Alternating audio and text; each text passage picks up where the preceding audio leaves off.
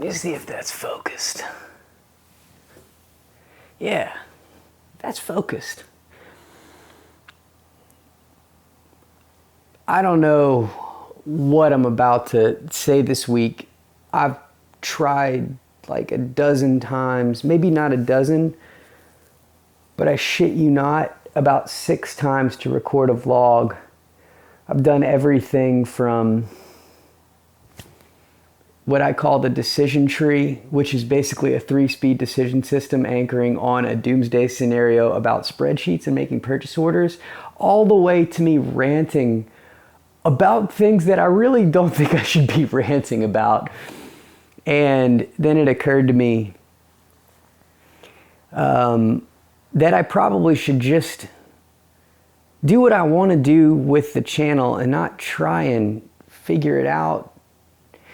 But then what I want to do seems a little bit maybe unsafe because it might come across as whiny. And I'm also sometimes scared about throwing low energy, like negativity out into the world. And that's like not something that I want to do.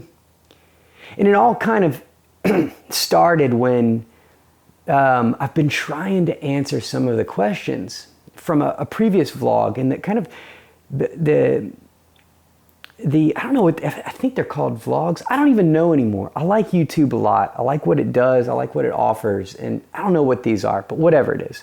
I've got a video camera. I'm doing the thing. So there was a video that I made, and it was basically the theme on asking for help is the hardest thing we'll ever learn how to do. And I got some great questions in there. One of them specifically is like, to paraphrase it, it was like, I know you can't come out and say bad things about other companies, but maybe you can talk about some of the shoes that have inspired you along the way and this and that.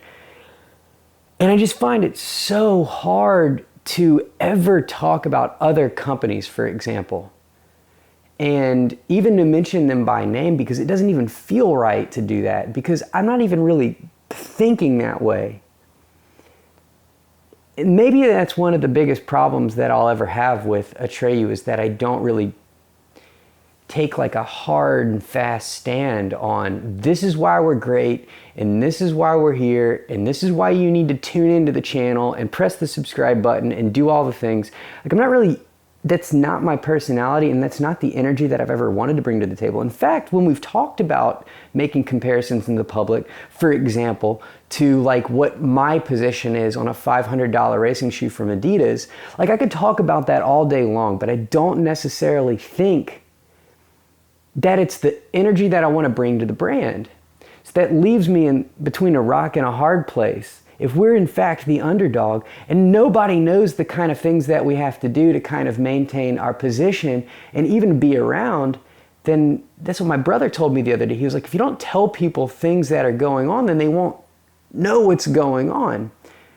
I mean, a small example is like, if I don't come out and say that we have to pay like $5,000 extra for a really cool looking TPU that I have to lay up at night worrying about if we're going to be able to afford that extra $5,000 for the TPU, like, or if we don't do it, it will delay the next production run of base models and daily trainers because we have to make that order before November 1st. It's like, I don't know how to really capsule that up, make it interesting, and talk about it.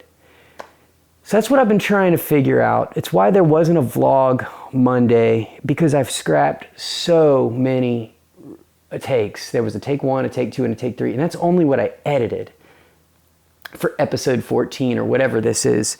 Now what I'm going to say is this. I genuinely enjoy what I do.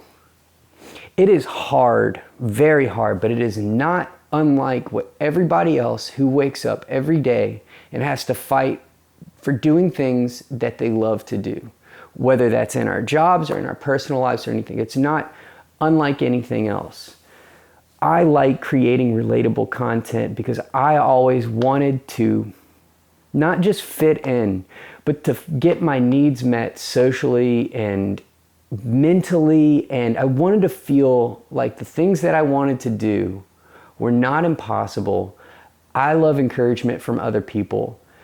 And this is a reminder that I'm getting out here and making these videos, not because I want to sell shoes. In fact, I would love to sell shoes. I would love to sell about twice as many shoes as we sell today, because that would mean the company can actually grow a little bit, not shrink a little bit, but grow a little bit and start making, building a great team so I could get a little, help on some of the things that we have to do every day, because it's me and Sean and my wife Lena right now, and my brother Gabe, who's got his other job, and my factory consultants and liaisons who are great, and they're fabulous, and that's my small team.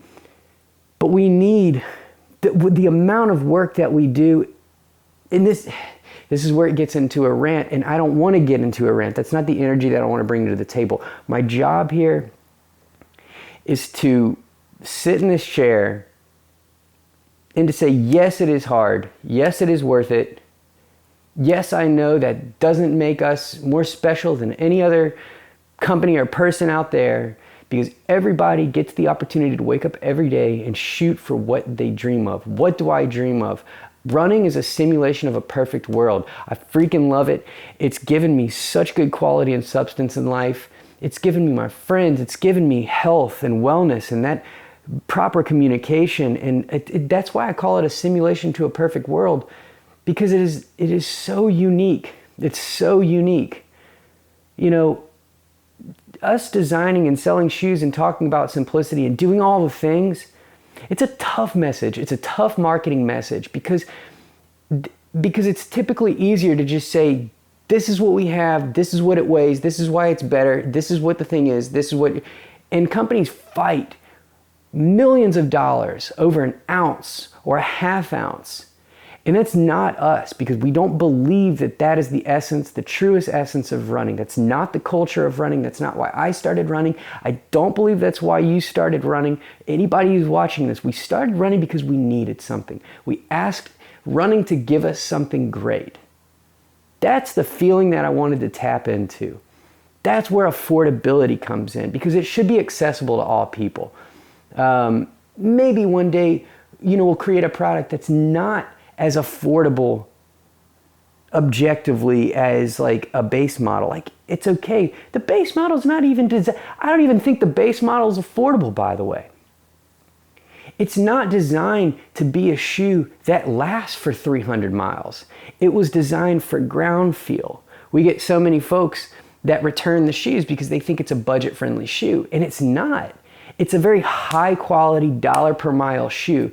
That message is articulate at the finest levels of the amount of money it would take to market a product that's not as durable as the competitor, that they could just go out and buy a $150 trainer that's got some rubber that might last them 1,000 miles, but I don't believe has the essence of like the proprioception enhancing qualities that the base model has. It's so hard. Even I have a hard time articulating that message. And that's kind of the hardest part about Atreyu. So like, this is kind of like my little dark secret moment where it's like, getting the message of what it stands for is so beautiful. I got a note in the mail the other day, and it was just about, I've been searching for years about how to find like this kind of like feeling and essence about running that makes me feel like a kid again, that kind of helps me relocate that feeling of why we all got into it in the first place. And the products help me do that. The company message helps me do that. That's what I'm talking about. You can find that in another brand. You can find that you can find that without shoes. You don't even need the shoes. We're here to provide and reinforce that message. I'm proud about that. That's what I wanted to say this week. I don't even know how this is going to land. I barely know what I even said today. I hope you enjoy it. What I want to leave you with is this. YouTube in the world, it's a crazy place. People are out there talking head stuff into the camera, doing the things. Most of the time when I'm on YouTube, I'm looking at how to fix my camera and the gear that I need to make it look better, because I'm always hunting on how to make a better quality. That's my hobby. Videography is my hobby. That's what I use YouTube for. I see a lot of people in the world wanting to do everything with this kind of dark side of just wanting the engagement, clickbait stuff. I won't be able to do it. I can't do it. I might throw the thumbnails up just to try and get some clicks because I want to spread the message. But a cool thing, and I'll relay it because one of my favorite things that, sorry for the ramble, I know I'm all over the place today. One of my favorite things that John Mayer ever said, I forget the interview, but I love John Mayer's songwriting. I think he's had a very cool, he's had some ups, he's had some downs, he's had some very low downs, and then he's come back up. And there's things about him that I find to be very complex and kind of like in a human side and emotional side. And that's why I like his songwriting, because he puts it all out there. But he said he doesn't just want to write songs to make hit songs. He writes the best song that he can because he believes in it and he wants to share it with as many people as possible. It's a paradigm shift. I think that people banding together and recapturing the essence of what running stands for, which is a quality and substance tool, or as Steve Sisson says, it's a movement practice, it's a path with heart. Too often are we talking about the very myopic nature of the goals associated with the pursuit of running. We had a podcast and talked about this. It's all about the time. It's all about the stuff.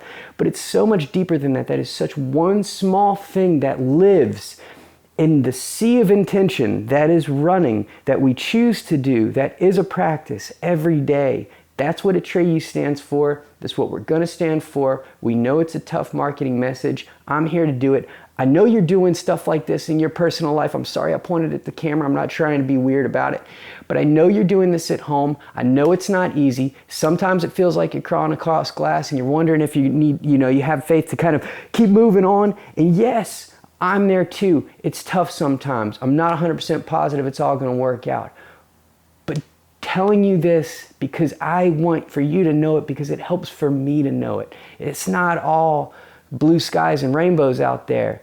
Work equals output. The work isn't always easy. Running is a simulation of a perfect world. Have a beautiful day. Know that there are people out there just like you and me that are trying to shoot for our goals, that have a hard time articulating that message, but we go on moving forward because we know that there's something deeper in it that we're trying to extract, because the grandeur of what it is to wake up every day and to pursue these goals.